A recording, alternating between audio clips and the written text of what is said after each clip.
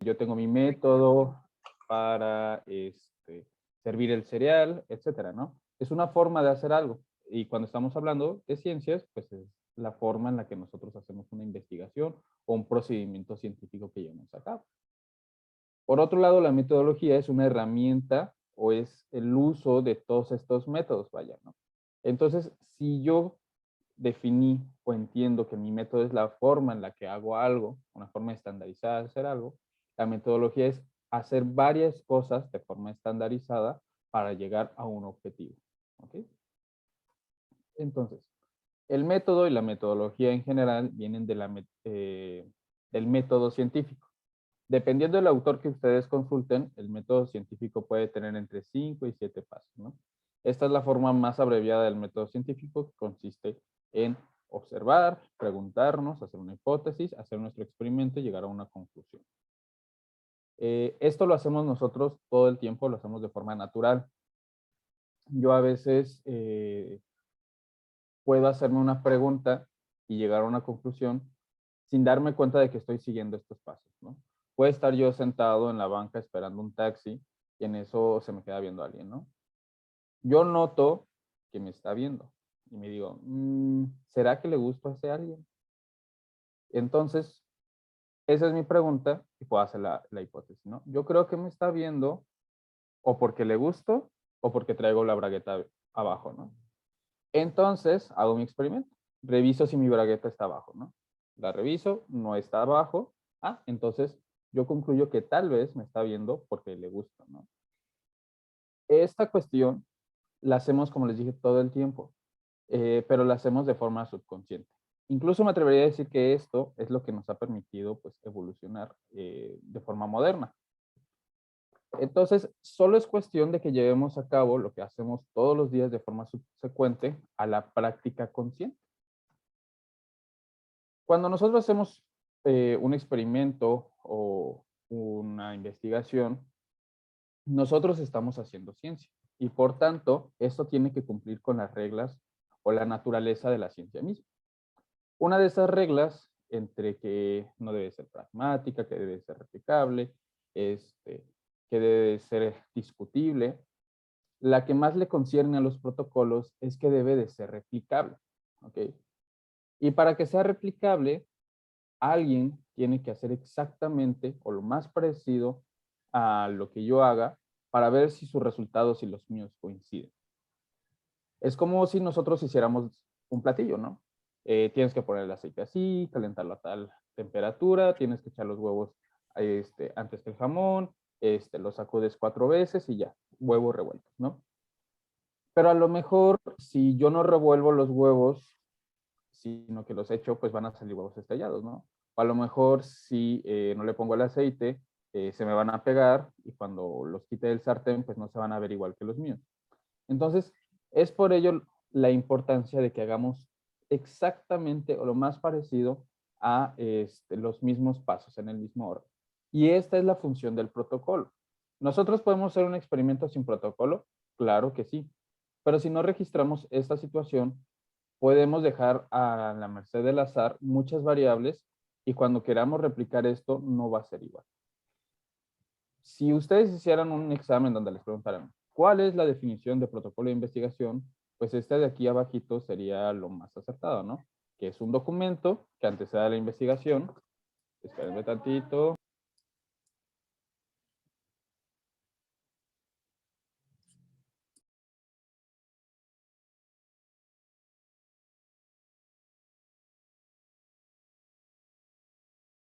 Les decía, es un documento que va antes de la investigación.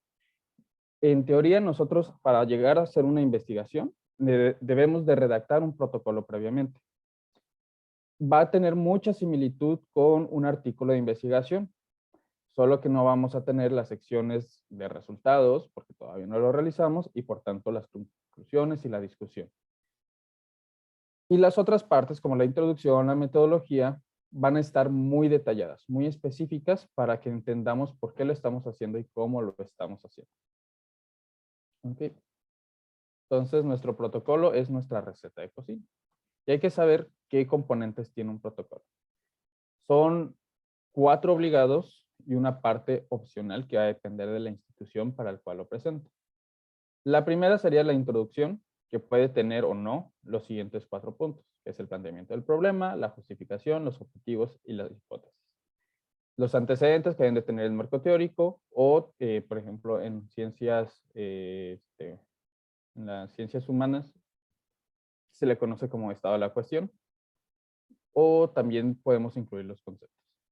La metodología, estas sí suelen ser un poquito menos variable, que son el diseño, el muestreo, las variables y los métodos, es decir, lo que vamos a hacer.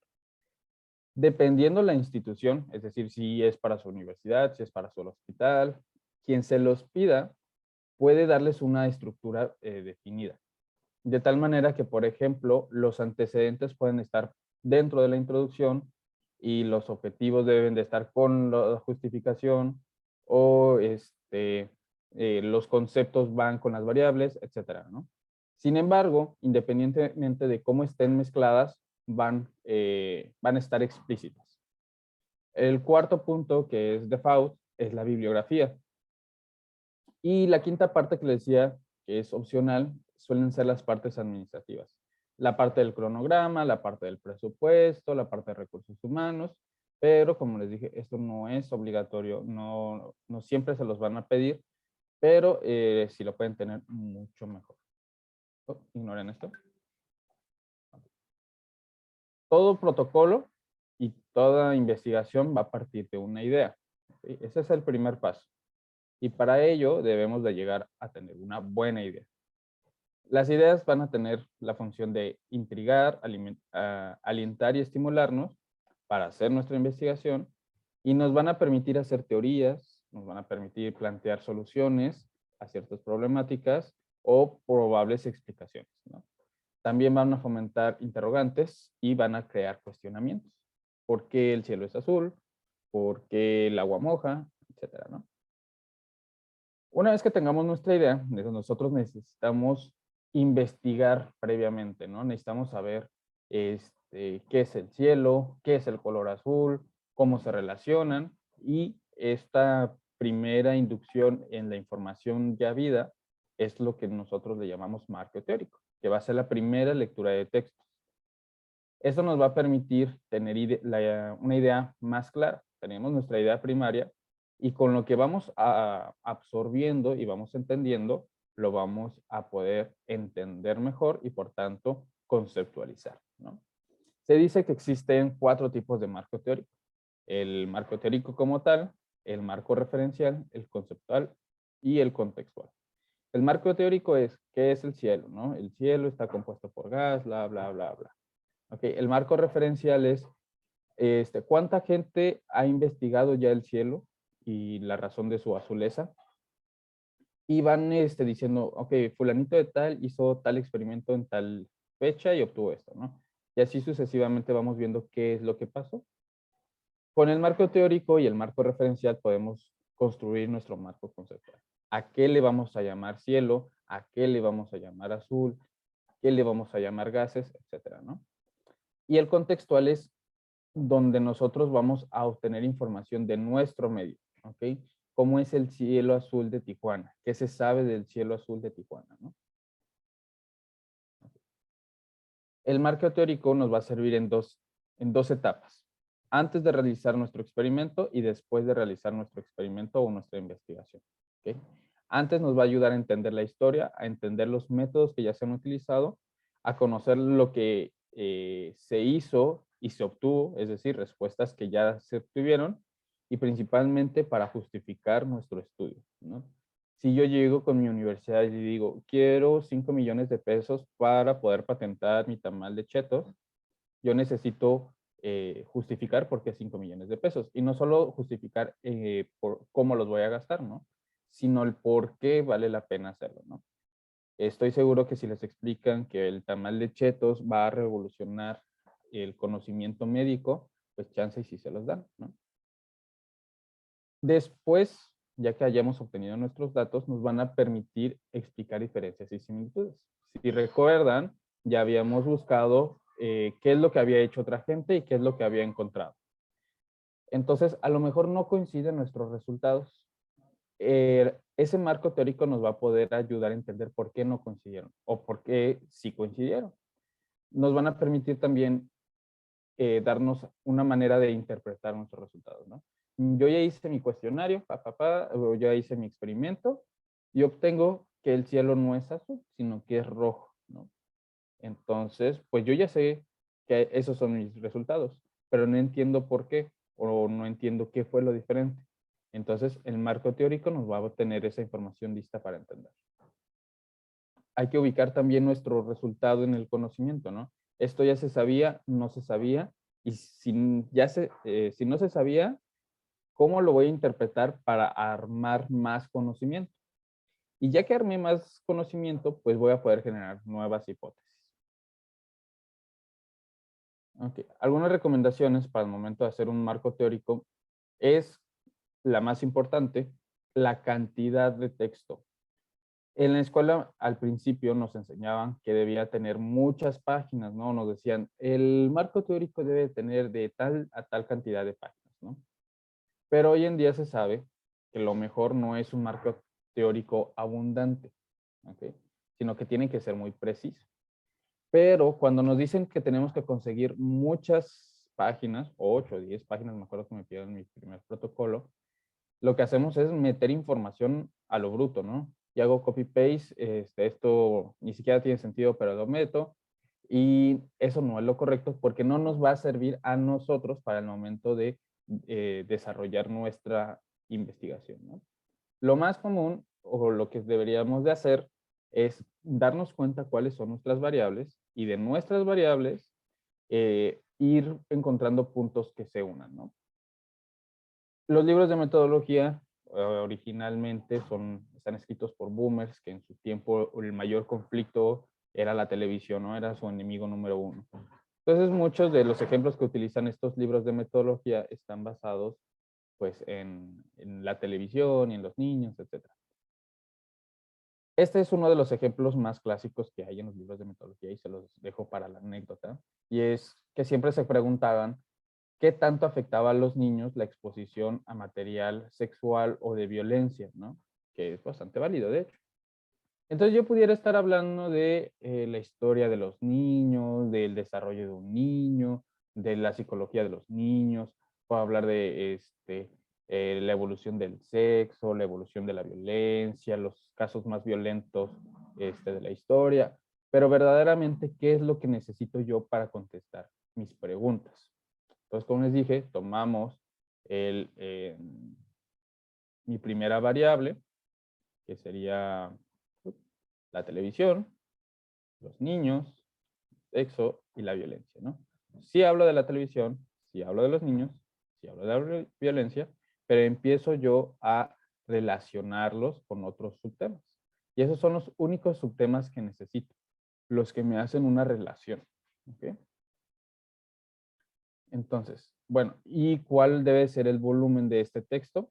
Pues va a depender de su institución, definitivamente. Pero si ustedes pudieran elegirlo, ver si no me saltó una. No.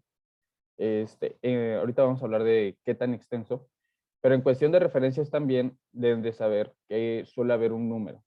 Casi siempre los va a poner la institución.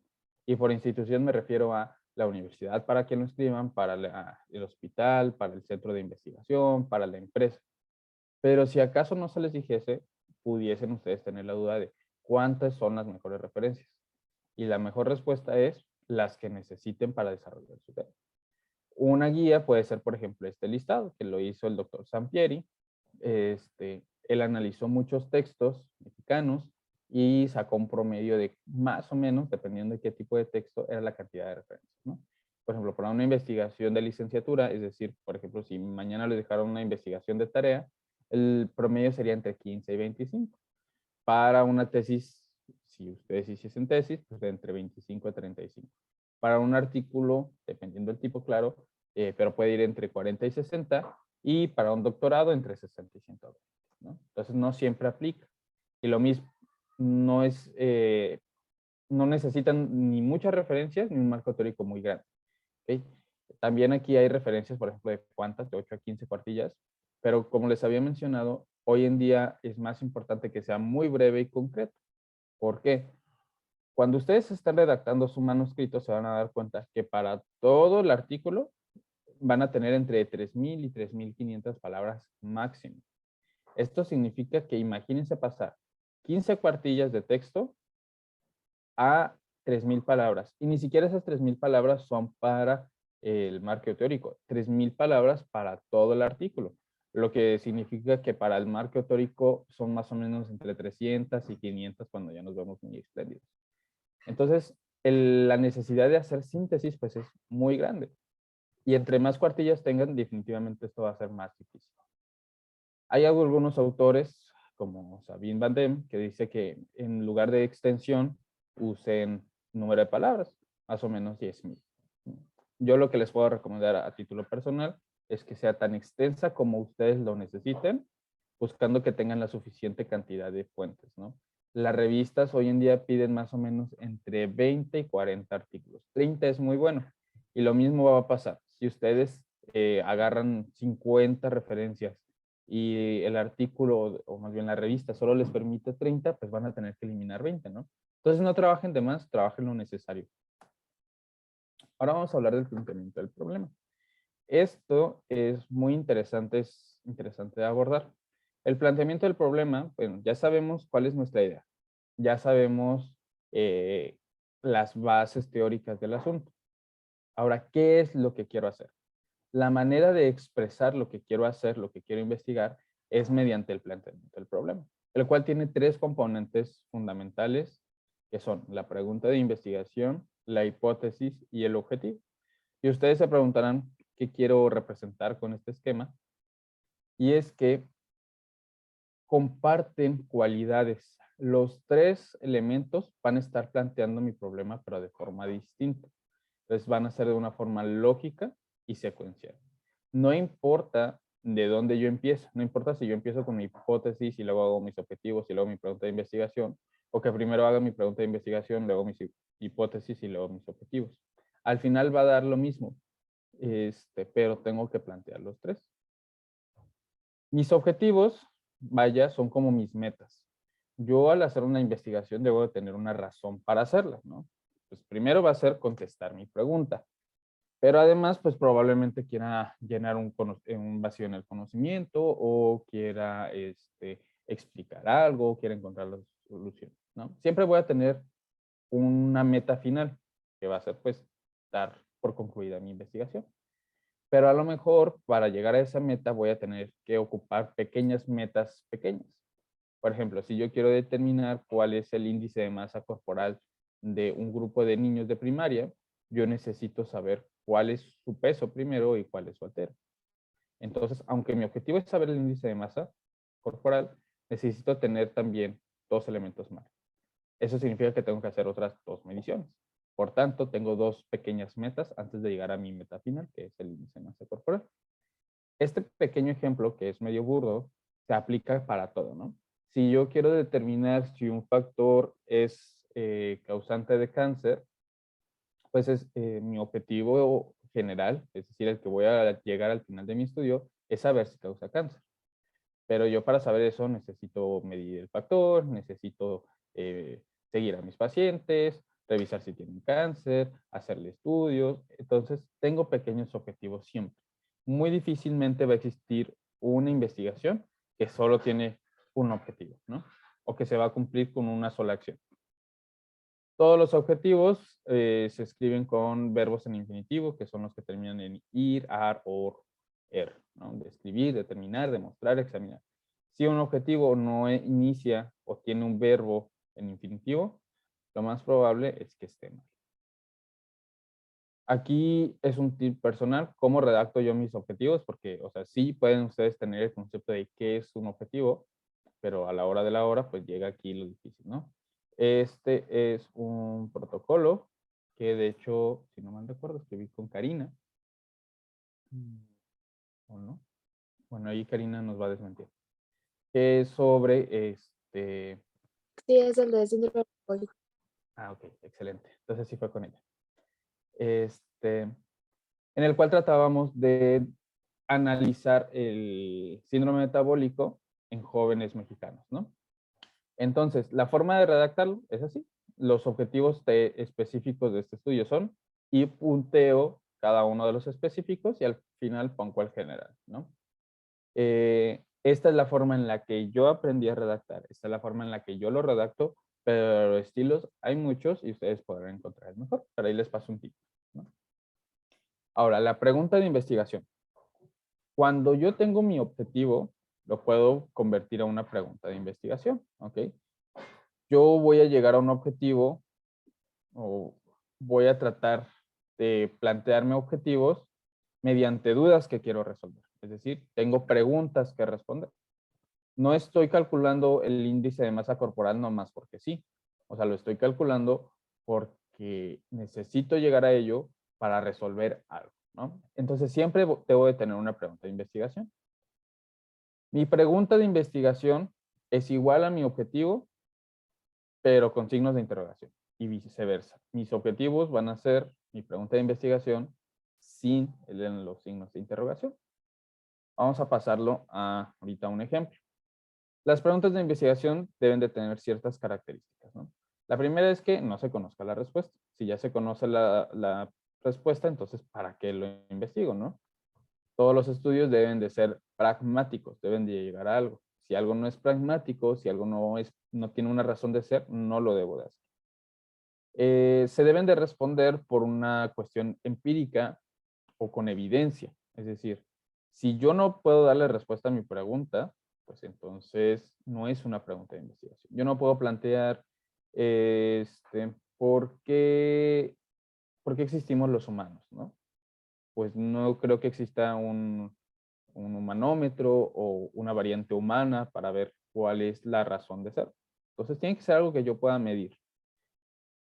Y debe ser medido con principios éticos. Ya no se vale hacer la ciencia de la Segunda Guerra Mundial de, ¿será que si meto a este marinero en una bañera de agua hirviendo sobrevivió a más de 6 minutos?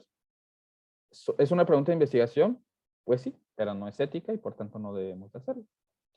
Entonces, también deben de ser claras y se deben de responder a través de una medición sustancial, ¿ok?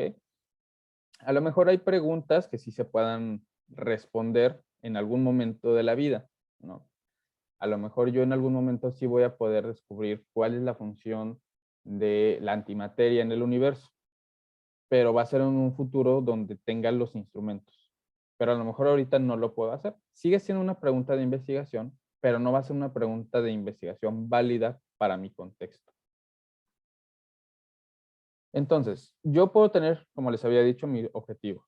Mi objetivo es determinar cuál es la prevalencia del síndrome metabólico en adultos jóvenes. Entonces, si yo quiero determinar la prevalencia, mi pregunta sería, ¿cuál es la prevalencia del síndrome metabólico en adultos jóvenes? Si yo tengo la pregunta de investigación, ¿cuántos y cuáles son los marcadores más comunes para síndrome metabólico en jóvenes mexicanos? Nomás le quito la pregunta y se vuelve objetivo. Entonces, mi objetivo sería más o menos establecer cuáles son los marcadores más comunes para síndrome metabólico en jóvenes adultos. Si se dan cuenta, le quito la pregunta y le quito, y nada más le agrego mi verbo en infinitivo. Así es como yo redacto mis preguntas de investigación. Pongo una pequeña introducción, muy, muy pequeña. Y solo incluir la frase esta, si es como default, independientemente del tema, le pongo. Como principal objetivo de esta investigación es obtener datos que permitan contestar nuestra pregunta de investigación y enlisto mis preguntas de investigación. Y luego solo poner mis objetivos, que como les dije son los mismos. Ignoren eso otra vez. Y ahora la cuestión de hipótesis. Las hipótesis van a ser respuestas temporales a mis preguntas de investigación. Cuando yo estoy haciendo una investigación, no estoy midiendo la realidad. Estoy obteniendo datos que me van a permitir interpretar. Cuando yo tengo una interpretación de la realidad, va a contestar mi pregunta de forma temporal también. Temporal porque nunca voy a saber los hechos como tal. Solo estoy teniendo datos que interpretar. Pero para yo poder guiar mi investigación, debo de tener una idea de qué voy a esperar. Si yo voy a hacer una investigación sobre síndrome metabólico en jóvenes, debo de darme una idea de qué podría esperar para yo saber cómo medirlo, cómo plantearlo, cómo cuestionarlo o cómo lo voy a presentar, ¿no? Y esa es la función de nuestras hipótesis, explicar momentáneamente hasta que obtengamos los datos. Y es por ello que se dice que las hipótesis son las guías de nuestra investigación. No sé si alcancen a ver, pero dice que la hipótesis indica lo que tratamos de probar. Yo puedo tener más de una posible explicación, claro que sí. Y a veces se preguntan, creo que es la siguiente, ¿no? Se preguntan si siempre se tiene que comprobar la hipótesis. Spoiler, no, pero ahorita vamos a hablar más de ello. La hipótesis, como les dije, es la guía, pero además tiene otras 3 funciones. Va a tratar de describir y explicar lo que estamos tratando de estudiar. Yo puedo tener la pregunta, pero las preguntas pueden quedar tan abiertas, que no debería ser, pero pueden quedar tan abiertas que nos perdamos y no sepamos qué hacer, ¿no? A lo mejor yo digo, quiero ver qué tan ágiles son los gatos, ¿no? Y yo, si no me respondiera, son muy ágiles para saltar y para correr, pues queda la pregunta muy abierta y pudiera ser muy ágiles para los exámenes de matemáticas, muy ágiles para dormir, etcétera, etcétera. Hay muchas posibilidades que yo pudiera investigar. Y cuando yo doy una respuesta temporal, lo puedo centrar y puedo decidir hacia dónde voy. ¿Ok? Y ya sabiendo eso, pues elijo qué diseño, qué variables, qué sujetos, etcétera, ¿no? El tercer objetivo o función de las hipótesis es probar teorías. El maestro Sampieri lo deja así como probar teorías. Yo creo que además de probar teorías, también podemos desmentirlas. A lo mejor él se refería, claro que lo pienso, como a probar de si son verdad o no, pero por si acaso, tanto las pueden aprobar como las pueden desmentir. Y cuarto punto es que ustedes puedan crear nuevas teorías, ¿ok? Si ninguna de las actuales teorías explica los datos que ustedes obtuvieron, pueden ustedes crear o postular una nueva teoría. Existen 3 tipos de hipótesis: la hipótesis de trabajo o la hipótesis de investigación, o como normalmente se le conoce, hipótesis a seca. Y esta es la que nosotros vamos a estar usando y va a servir de nuestra guía, vaya. ¿Ok? Es la que va a explicar o va a dar la relación entre nuestras variables. En los libros de metodología y en algunos diagramas de investigación, en lugar de poner hipótesis, utilizan la letra H. Y dependiendo su sufijo, va a ser si se trata de cuál de los tipos de hipótesis.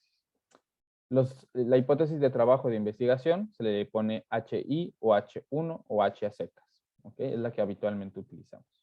La hipótesis nula se va a representar con una HO o una H0. Y bueno, ahorita vamos a ver un ejemplo.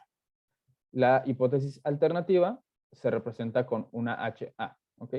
A todas les podemos poner un número si vamos a tener más de una hipótesis. Entonces, la hipótesis de investigación es lo que nosotros vamos a respondernos temporalmente. La hipótesis nula sería la negativa de nuestra hipótesis de trabajo.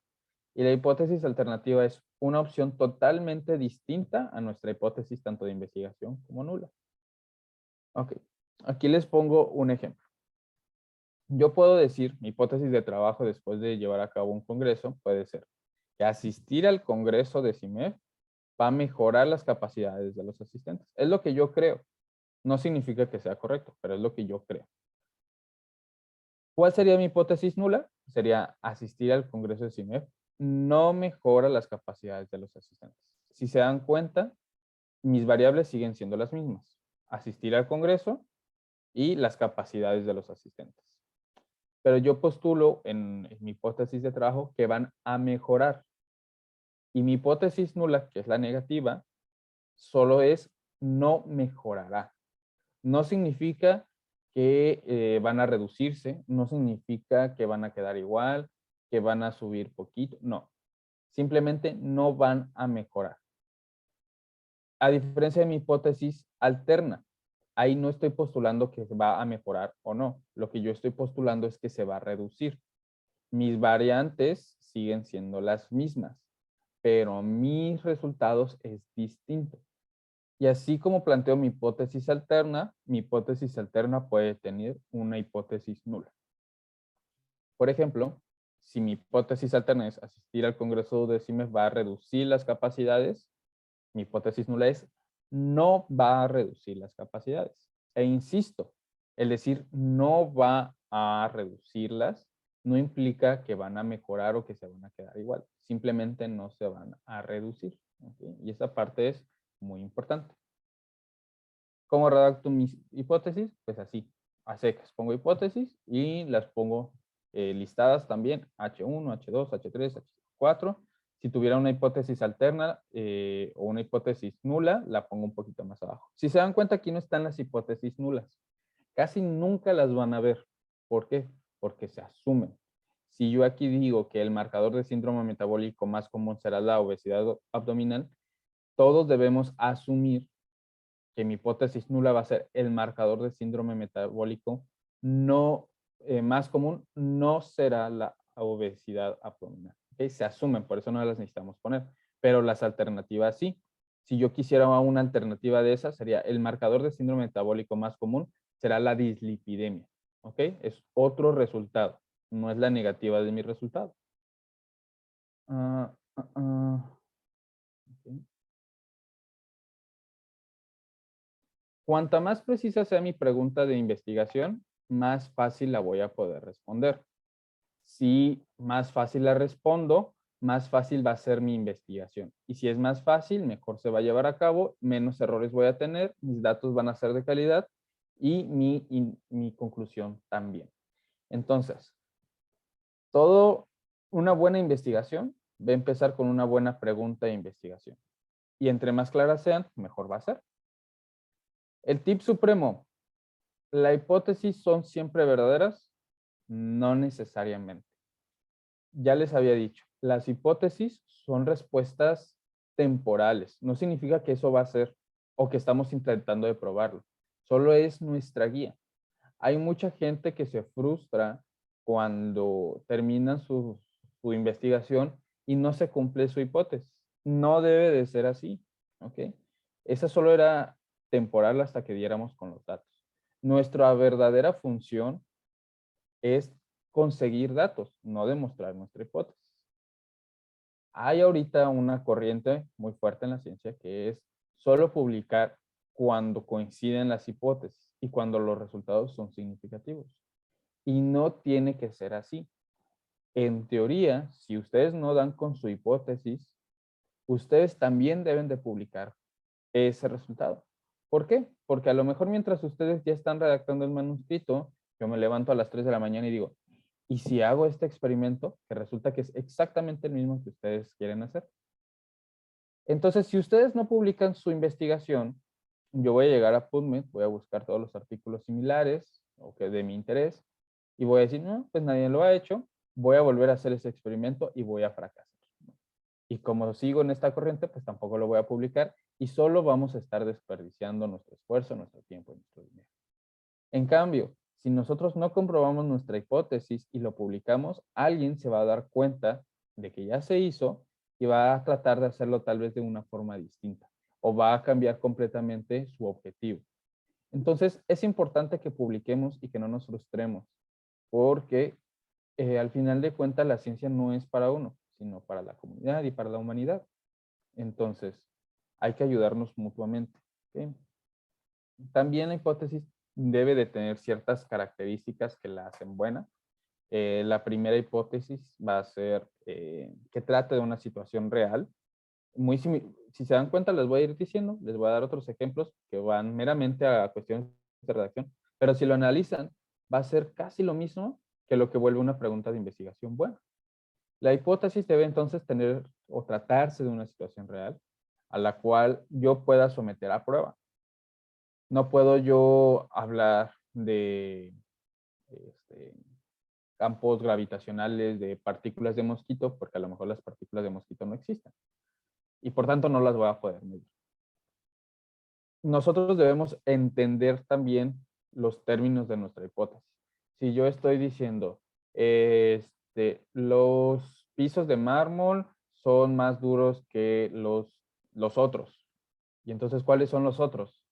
Son los muros de papel, son los muros de madera, son los muros de cartón. Si yo no soy claro, empiezo yo a poder llenarme de posibilidades. Si yo tengo muchas posibilidades, estoy obligado a medirlas todas. Entonces, ¿se imaginan yo si hiciera experimento con cada uno de los posibles materiales? Pues nunca voy a acabar y mis resultados, por tanto, van a estar mal. Yo tengo que ser muy preciso con lo que quiero medir y con lo que no quiero medir. Debo de establecer bien una relación entre variables, ¿no? Debo decir, si yo tengo tal y tal cantidad de variables, debo de establecer con mi hipótesis, es decir, con mi respuesta, cuál va a ser la relación que van a tener de ellos, ¿no? Yo puedo decir, ok, las termitas y las paredes de madera van a tener una relación. ¿Me puedo quedar ahí? Sí. Pero si yo puedo explicarla mejor desde mi hipótesis, van a tener una relación porque es su alimento principal o porque ahí pueden anidar sus huevecillos, lo que sea, va a ser un poco más claro y voy a entender yo entonces qué tipo de experimento voy a tener que hacer. Yo pudiera dejarlo en, hay una relación entre ellos. ¿La hay? Pues sí. ¿Pero cómo la voy a demostrar? Pues no sé, pero sé que hay. En cambio, si yo digo, porque ahí ponen sus huevecillos, yo puedo tomar muestras de madera y buscar con el microscopio si hay huevecillos.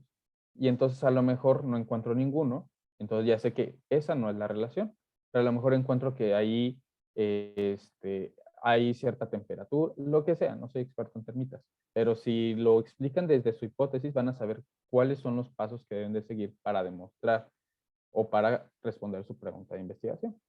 ¿Okay?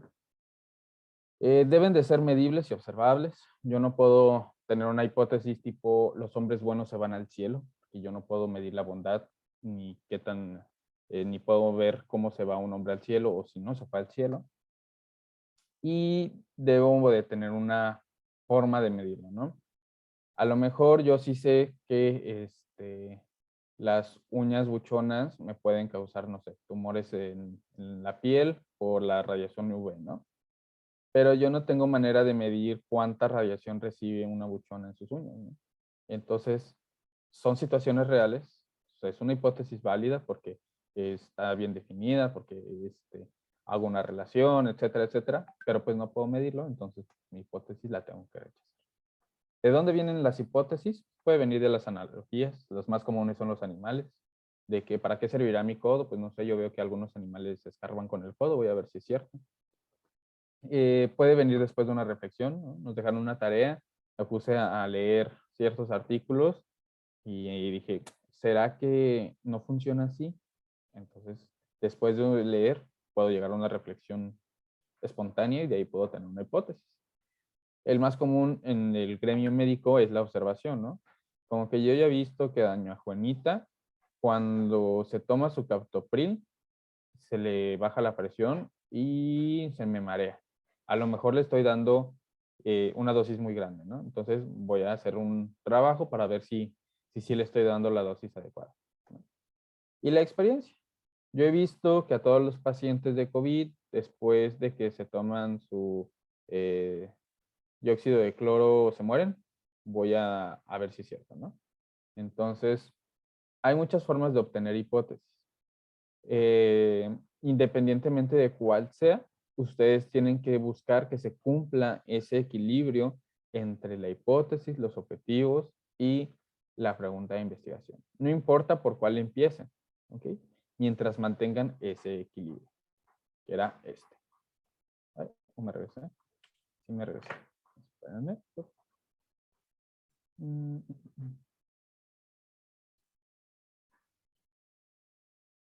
Ok, no sé si tengan dudas hasta aquí.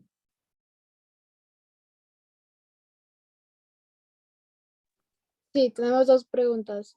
Díganme. La primera es, ¿cuántos objetivos específicos recomiendas para redactar?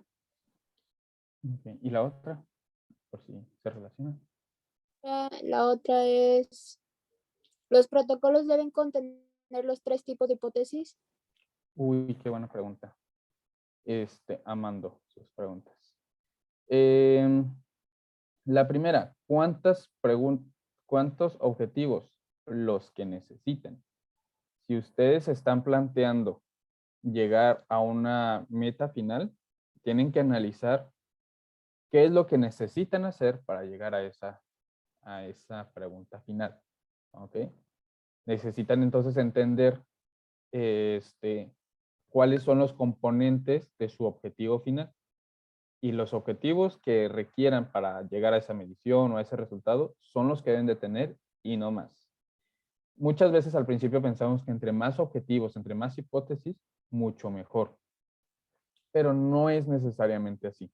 Porque si nosotros nos empezamos a plantear más objetivos, significa que yo tengo que hacer más cosas. Y entre más cosas tenga que hacer, se va a volver más y más complicado.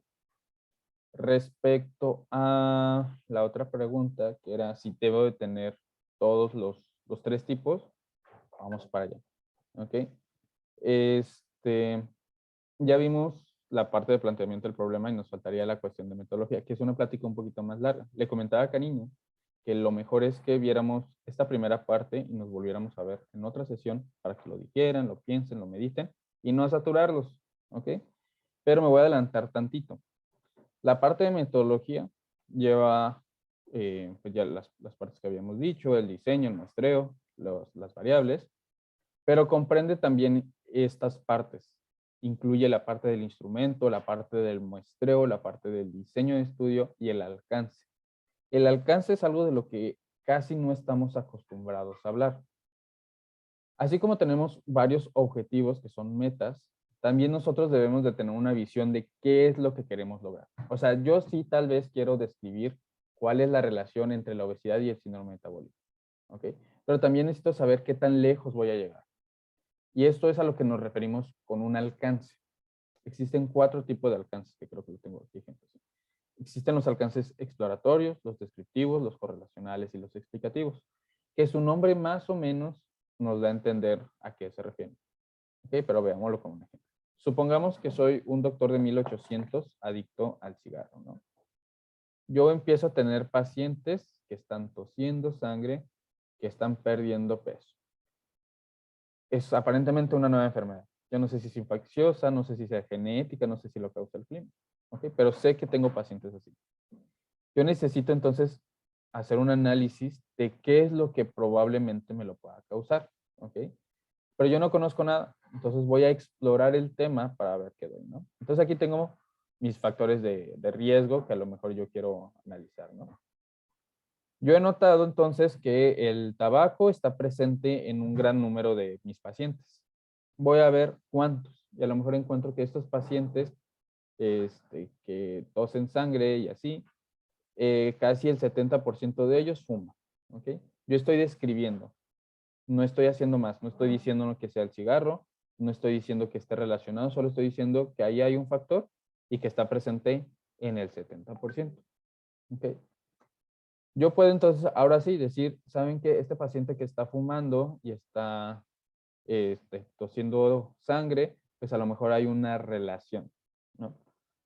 Pero matemáticamente, a este punto, donde hacemos correlaciones, es lo mismo decir que el cigarro causa a estos pacientes que escupen sangre, como decir que escupir sangre puede hacer que mi paciente se vuelva fumador, ¿no? Pero cuando ya definitivamente puedo atribuirle matemáticamente que esta enfermedad es causada por el cigarro, yo estoy hablando de que es algo explicativo, ¿no? Yo estoy encontrando una causa. Estos son los 4 niveles a los que puedo llegar y que debo de saber hasta dónde quiero que llegue mi estudio.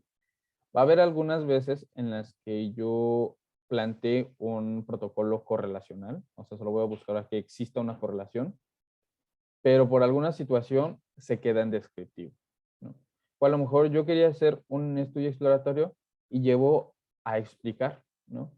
No significa que el alcance que yo me planteé ese sea, pero sí, si me lo planteo desde un inicio, voy a poder saber qué es lo que tengo que hacer.